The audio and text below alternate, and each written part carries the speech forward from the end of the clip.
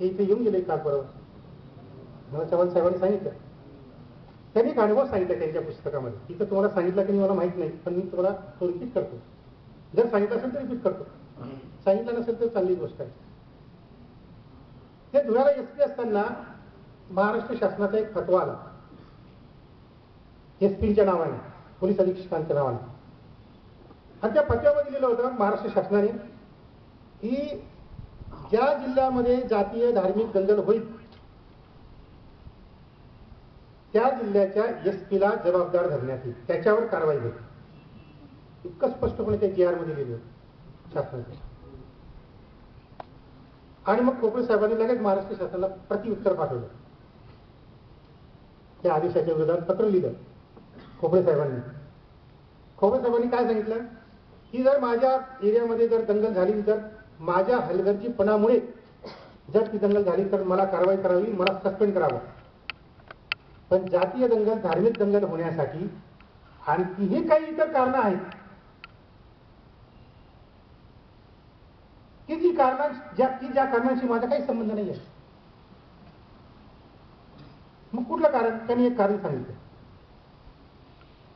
त्यांनी सांगितलं की शाळा कॉलेजेसमध्ये मुलांना, लहान लहान मुलांना असा इतिहास शिकवला जातो की ज्याच्यातून जातीय द्वेष निर्माण होतो, धार्मिक द्वेष निर्माण होतो.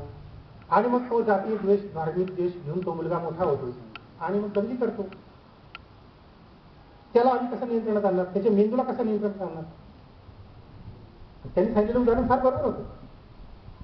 कारण मी लहानपणी 5व्या-6व्या इयत्तेमध्ये आम्हाला एक इतिहासाचा एक धडा होता. सोरटी सोमनाथवर स्वारी कोणाची? गजनीच्या मोहम्मदाची. तर माझ्या बहुजन समाजाच्या माझ्या शिक्षकाने हा सोरटी सोमनाथवर स्वारी हा जो धडा आहे इतिहासातला हा 15 दिवस शिकवला. 15 दिवस त्याच्यावर तो बोलत होता. तो गजनीचा मोहम्मद आला, त्याने मंदिर लुटलं, त्याने तोडलं, त्याने फोडलं, इथून पैसा घेऊन गेला, त्याने इथून सोनं नेलं, चांदी नेलं, सगळं नेलं. असं ते 16 दिवस 15 दिवस एकसारखं आमच्या विद्यार्थ्यांच्या डोक्यावर असं बिंबत होते. सारखं तेच.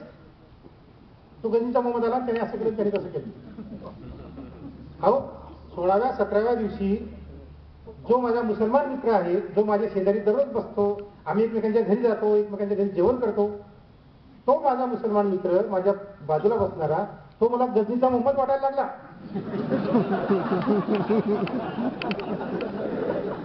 इतका जातीय द्वेष, इतका धार्मिक द्वेष जर लहानपणीच डोक्यामध्ये जर कुठून कुठून भरला जात असेल तर मला सांगा की एसपीने काय करावं, पोलीस अधीक्षकांनी काय करावं, पोलिसांनी काय करावं?